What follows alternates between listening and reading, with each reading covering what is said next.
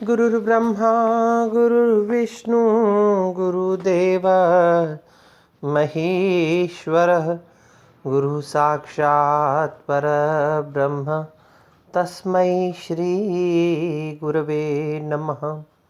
तस्मै श्री गुरवे नमः। तस्मै श्री गुरवे नमः। प्रिय विद्यार्थियों, कल पिछली कक्षा में हमने 3 प्रकार के शब्द, 3 प्रकार के अर्थ और उसी प्रकरण में तात्पर्यार्थ वाले प्रकरण के साथ साथ अभिहितान्वयवादियों का और अन्विताभिधानवादियों का मत सुना। आज हम वाचक और अभिहित शब्द पर, उसके अर्थ पर और उसकी शब्द शक्ति पर प्रकाश डालेंगे। काव्य प्रकाशकार आचार्य मम्मट ने 3 प्रकार के शब्द वाचक, लक्षक और व्यंजक माने और उनके 3 ही अर्थवाच्य, लक्ष्य और व्यंग्य माना और उन्हीं की 3 शब्द शक्तियाँ अभिधा, लक्षणा और व्यंजना माना। उन्हीं में प्रथम प्राप्त वाचक शब्द के स्वरूप को बताया है। साक्षात संकेतितम यो अर्थम अभिधत्ते स वाचकः, अर्थात जो साक्षात संकेतित अर्थ को अभिधत्ते, अभिधा के द्वारा कहता है, वह वाचक है। जैसे मैंने कहा आम, तो आम कहते ही आपकी दृष्टि में आम नाम का फल आ गया, न तो अंगूर आया, न केला आया, न अमरूद आया। साक्षात संकेतित जिस शब्द का संकेत किया जाए वही अर्थ अगर हमारे सामने आकर के खड़ा हो जाए, यानी वो साक्षात संकेतित शब्द है और वह वाचक होगा। यहाँ संकेत ग्रह के स्वरूप पर विचार करते हुए मम्मट ने एक बात और कही है आगे जाकर के, संकेतितश्चतुर्भेदो जात्यादि जातिरेव वा।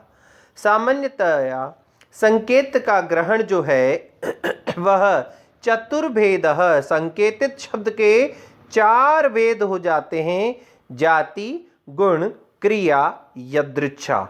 या कुछ लोगों का मानना है जात्यादि, जातिरेव वा, या केवल जाति में जो संकेतित अर्थ ग्रहण किया जाएगा वो इन 4 में ग्रहण किया जाएगा, जाति, गुण, क्रिया और यदृच्छा, या केवल जाति में।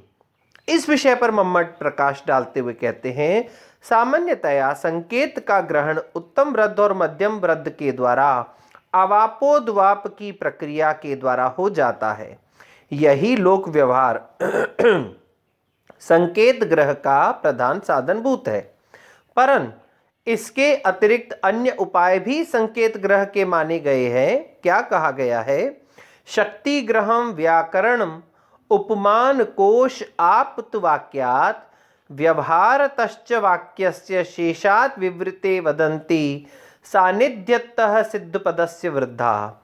शक्ति ग्रह के उपायों के विश्लेषण में प्रौढ़ बुद्धि वाले विद्वान व्याकरण, उपमान, कोश, आप्तवाक्य, व्यवहार, वाक्यशेष, विवृति और सिद्ध यानी प्रसिद्ध पद के सानिध्य से शक्ति या संकेत का ग्रहण करते हैं। अब व्याकरण से कैसे होता है? शिंग स्वप्ने धातु से कर्ता अर्थ में त्रिच प्रत्यय करने पर व्याकरण के नियमानुसार शयिता शब्द बनता है, जिसका अर्थ होता है सोने वाला। ये व्याकरण का नियम हो गया कि शयिता बोलने पर ही हमें सोने वाला शब्द का ज्ञान हो जाएगा। अब उपमान कैसे? उपमान प्रमाण के द्वारा गौ सदृश गयवय कहने पर जो संकेत ग्रहण होता है, अर्थात गाय के जैसी नील गाय होती है। फिर कोश आ जाता है। कोश क्या है? अमर कोश इत्यादि विभिन्न प्रकार के कोश है। अमर कोश में क्या कहा गया है? इंद्र के अनेकानेक पर्यायवाची शब्द है। अब इंद्रो मरुत्वान मथवा विडोजा पाक शासन, ये सब शब्द जो है वो इंद्र के पर्यायवाची है।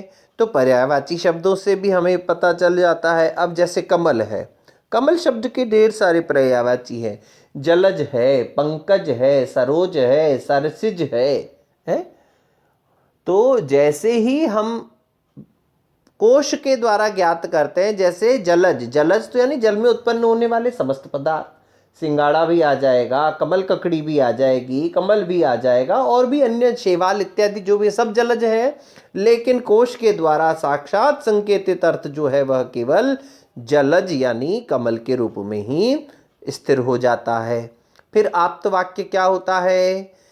आप्त यानी यथार्थ वक्ता के द्वारा जो असत्य नहीं बोलते हैं, अर्थात जो वस्तु जैसी है उसको वैसा बोलने वाले आप्त व्यक्तियों के वाक्य भी क्या हैं?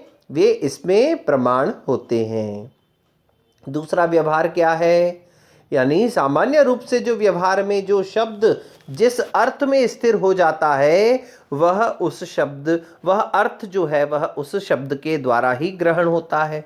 अब ध्यान दीजिए, हम लोग जैसे ही कहते हैं पानी आता है जब सुबह या दिन में, तो हम लोग क्या कहते हैं? नल आ गया। अब बताइए, वो नल आया है कि पानी आया है? नल नहीं आया, नल तो अपनी जगह ही है, लेकिन पानी आता है। लेकिन हम क्या बोलते हैं? व्यवहार में क्या चला आ रहा है? पानी आ गया। क्या बोला जाता है? माँ ने कहा जाओ आटा पिसवा लाओ। अरे भाई, जब आटा पिसावा ही है तो उसको पिसवाने की जरूरत क्या है? गेहूं पिसवा के आनी है। लेकिन व्यवहार में क्या चला आ रहा है? आटा पिसवा लाओ। दही जमा दो। दही तो जमी हुई थी ना, उसको क्या जमाना? दूध में दही डाल करके दूध को जमाना है, तब दही बनेगी। लेकिन हम क्या बोल रहे हैं व्यवहार में? दही जमा लाओ। मुझे नई शर्ट बनवानी थी तो क्या कहा मम्मी ने? जाओ शर्ट सिलवा के आ जाओ। अरे, जब शर्ट सिली हुई है तो उसको क्या सिलवाना? कपड़ा दिया जाता है, कपड़ा सिलवा के आना है। लेकिन हम क्या बोलते हैं? शर्ट सिलवाने जा रहे हैं, पैंट सिलवाने जा रहे हैं, सूट सिलवाने जा रहे हैं। ये व्यवहार है। फिर आती है विवृति। विवृति अर्थात व्याख्या। जैसे एक ही ग्रंथ के विभिन्न व्याख्याकारों ने उसकी अनेकानेक व्याख्याएं की हैं, तो वह शब्द जो है उस साक्षात संकेतित अर्थ के रूप में दृढ़ हो जाता है। अब देखिए, ब्रह्मसूत्र नाम का एक छोटा सा ग्रंथ है। अब वह ब्रह्मसूत्र जो है 524 सूत्र है, लेकिन उसकी सब बड़े बड़े धर्म गुरुओं ने, शंकराचार्य, निम्बारकाचार्य है, रामानुजाचार्य, मध्वाचार्य, इन सब ने अलग अलग व्याख्याएं की हैं, और सबकी व्याख्या प्रमाण है, विवृति है। तो सिद्ध पद के सान्निध्य से, जैसे कादंबरी काव्य में बाण अकारशीत, यहाँ काव्य इस प्रसिद्ध पद के सानिध्य से कादंबरी का अर्थ ग्रंथ होता है, मदिरा नहीं।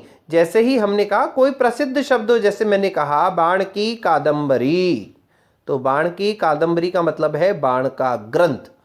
लेकिन मैंने कहा बाण की न कह करके अरे भाई गिलास में कादंबरी ले आओ, फिर क्या हुआ? इसका मतलब गिलास में मदिरा ले आओ। तो प्रसिद्ध व्यक्ति के कारण से उस ग्रंथ का, उस शब्द का साक्षात संकेतित अर्थ हो जाता है। और यहाँ बाण शब्द जो है यह किसी व्यक्ति का वाचक हो जाता है, फिर वो किसी बाण यानी वो शर इत्यादि का वाचक नहीं होता है। अब संकेत ग्रह जो होता है वो किसमें माना जाए? संकेतित अर्थ कितने प्रकार के होते हैं, इसके विषय में विद्वानों में एक मत का अभाव है।